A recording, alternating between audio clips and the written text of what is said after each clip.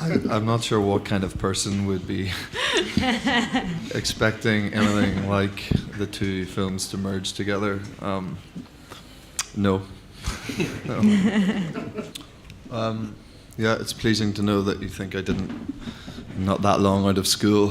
It's kind of pleasing. I'm feeling quite old these days. No, I mean, I went to school in the north of Ireland, in Belfast, and we certainly, in our history lessons, we covered First World War and the Second World War. I didn't listen a great deal, I have to admit, at that time. And this particular episode within Second World War, no, I'd never heard of it before. I mean, even Sean was saying your history of the Second World War is quite extensive, and you weren't immediately aware of this particular period. So, I learned of Operation Anthropoid was when I read the script, and was blown away by it, and the fact that a story of that magnitude can exist and you not know about it, I find kind of fascinating. Playing a real person. I think as an actor, you're sort of desperate to do that when you can, if it's a story that moves you.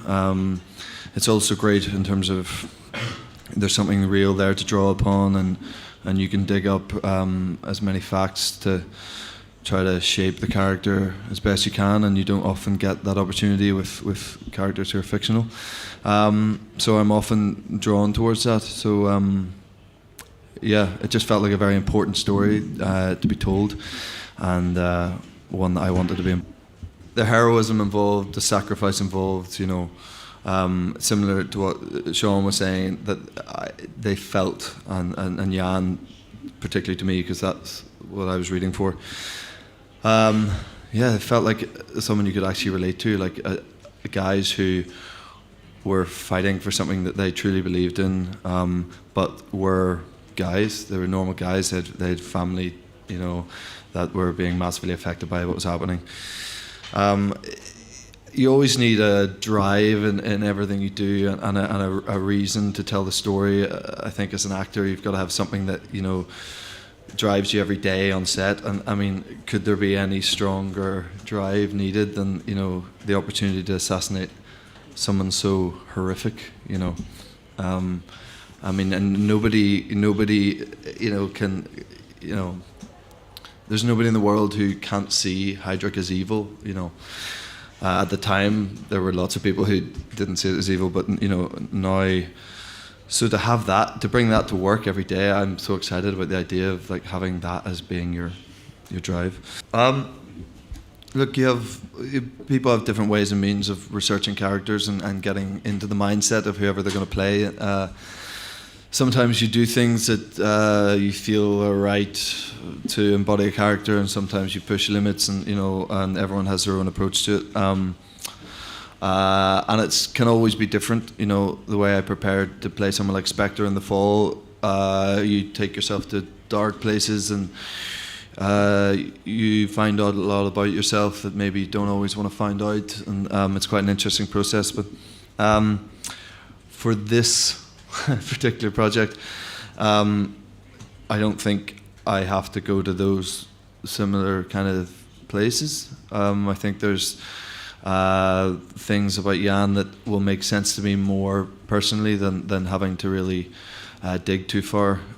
He is a man with a mission to carry out, and it's a mission for the right reasons. It's not someone like Spectre who's murdering people for, there's no good reason to murder someone.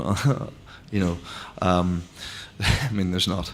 But if you are, no, I was going to say, yeah, this is murder in a sense, but it's for a greater good, essentially, and he very much feels like that. Jan and Josef both feel like that, and so that you're driven for different reasons, and I feel that Jan's the closest character I've played to myself, so that means that there's parts of the research that you've done for other characters that don't need to be done, that don't make sense, just as long as you have very strong idea of why they were doing what they're doing, and who they are in the situation at the time, I think is enough. Yep.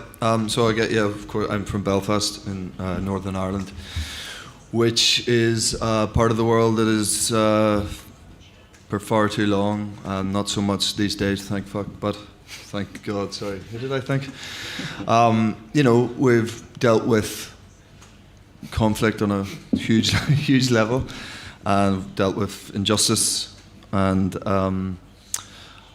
dealt with divide, and I think that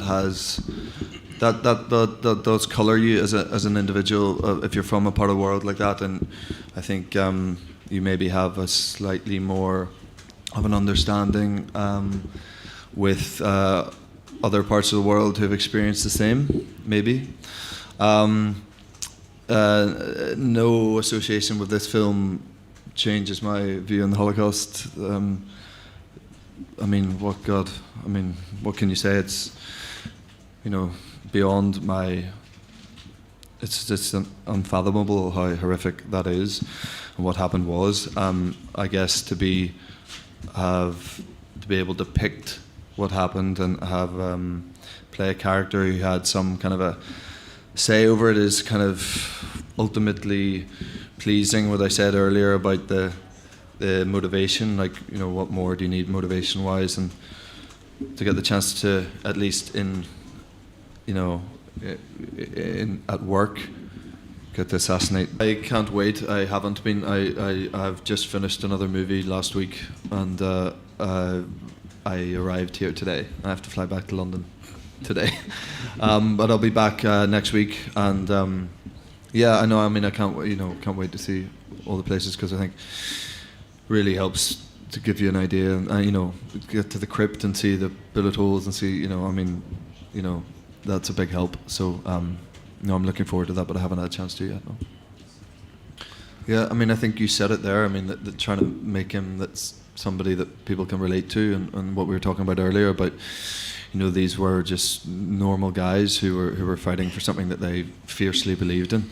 A lot of that work, thankfully, is done for me on the page, because Sean and Anthony have written a fantastic script, and all the human flaws and all the things that make him, a tangible person and someone that the everyman can relate to are on the page, which is kind of great, and they're heroes in a sense of what they did, and but they very much on the page you see that they are flawed, and they have very human aspects to them that would hinder trying to carry out an exercise like this. Yeah, I guess it's not really my place to say.